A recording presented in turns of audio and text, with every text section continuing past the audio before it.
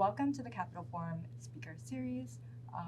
My name is Hen Ching. I'm the senior correspondent with the Capital Forum, and I'm here with Baker McKenzie's Creighton Macy. He is the head of, the global chair of the competition and antitrust practice. And I'm very excited to be here with you today. Wanted to chat through this important transitional period that we're in the US with the Trump administration enforcers coming in.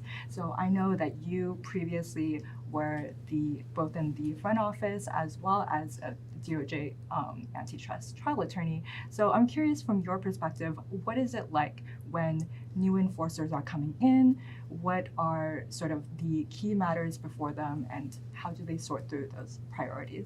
Yeah, well, first, it's wonderful to be here and be here with you. And I'm welcome. It's great to be back this year. So thank you so much. Of course. And it's a great question, and one, of course, that folks who have just come in are dealing with right now. As you noted, I've been both a trial attorney during a transition and then a chief of staff and senior counsel at the antitrust division at the tail end in the transition out under the Obama administration. So it's tremendous if you think about it. There's a tremendous amount of excitement, but it's the term of, drinking from a fire hose. So if you think about it, the new folks coming in, they've got the existing cases, they've got existing policy as well as their policy initiatives that they want to implement. And then there's a tremendous division, take the antitrust division, for example, which is filled with attorneys and economists and paralegals and tremendous support staff, all really phenomenal, and that is all continues to move. They don't stop. Now, in each administration, you have folks come in and you have folks come out, and then the division and the cases and the matters, for the most part, they just keep going. And so it's truly drinking from a fire hose. The folks that have gone in and that are there now and have been announced, I'm sure are busy nonstop trying to get a hold of, again, the type of things. What are the cases? How are they going to implement their agenda, their policy matters, and meeting people? So, of course, many of the people, if not everyone in the antitrust divisions for an office, for example, have been at the division or are very familiar with the division. So they have that, but the division changes. It's a big place, and you need to really get into everything as soon as you can, and it's no easy feat. Yes. No, I mean, it definitely sounds like, and I think we're here at the ABA at the moment, and a lot of folks on the sidelines and both panels have been talking about how important this time period is. So, thinking through that, and maybe you can share a little bit about what you've been hearing and thinking about. We've had some early comments from both the FTC chair Andrew Ferguson and AAG Slater, who has only been sworn in for a few weeks at this point. I mean, how should we think about the enforcement environment going forward, and in kind of the near term and maybe sort of medium term as well? Yeah, it's a great question, and one that I think is really fascinating in antitrust, particularly over the last 10 to 15 years. So I think first and foremost, you can compare and you can kind of quibble with the potential changes, but what's clear is we're not going to have a huge gap, a huge drop. And that's been clear with respect to what Chairman Ferguson said and AAG Slater has said. So we're going to maintain a very high level of vigorous enforcement, and we've heard that and seen that already. It's not about comparisons, and to me, and this is a key focus, it's not about whether one's going to enforce more or less. It's about whether there's going to be a material change, and I think what's clear is there shouldn't be a material change. And of course, we've started to see some things that really show that. One, we know the cases that are out there, and the cases have been filed recently. Right. Two, we've seen the HSR form, the merger guidelines, the commentary on that demonstrates that as well. We've also seen, of course, what the AAG Slater and Chairman Ferguson just said recently, yesterday, at the Capital Forum's event, among other events. And it all tends to focus on, we're not taking the pedal off the metal. We might have some differences, remedies, for example, but we are going to continue to vigorously enforce the antitrust laws, and we're going to have some of our own initiatives as well, whether labor coming out of the FTC or whether regulations coming out of DOJ. We're going to see more and more of that in kind of the short to medium term. But what's really important is to take and say, okay, what do we hear on the merger guidelines? What are the cases we're seeing, and what are folks saying? And it doesn't seem to be a slowing up. Even on the remedy point, if you think about it, it's saying we might accept remedies, we might have a change there, but we're not going to accept any remedy. We're going to accept the full package, and we're going to put you to the paces with respect to that potential consent decree. Right. No BS remedies, right? As yes, as Gail Slater was saying. Yes. So that will be very interesting to see how it plays out. To your point, a lot of discussion already, but we potentially need more proof points. A lot of the cases that you were referring to, there's still kind of transition period cases as well, right? So to that point, I think I'd be remiss not to acknowledge that we are in a period of unique government austerity. Sure. So how do you think that impacts sort of how we're going to see priorities manifest in the coming the current administration?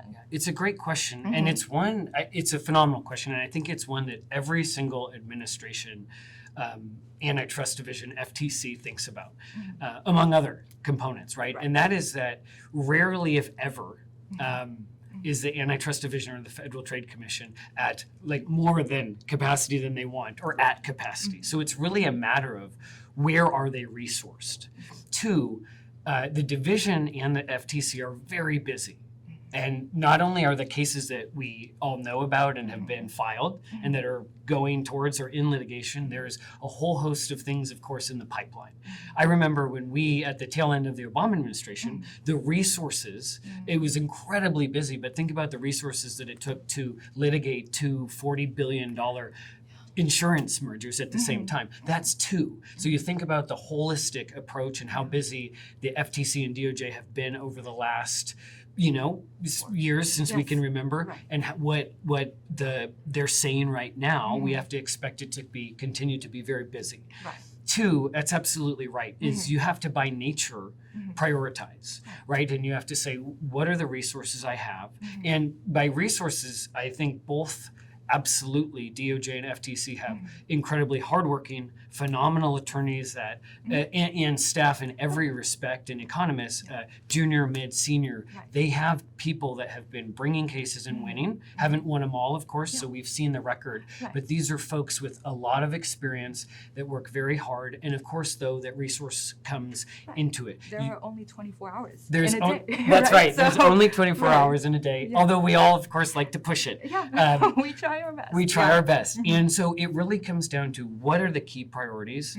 What are the key priorities with the clock? So M&A, what are the big cases? We've got a lot of conduct cases there. And how do we reposition and position resources for success?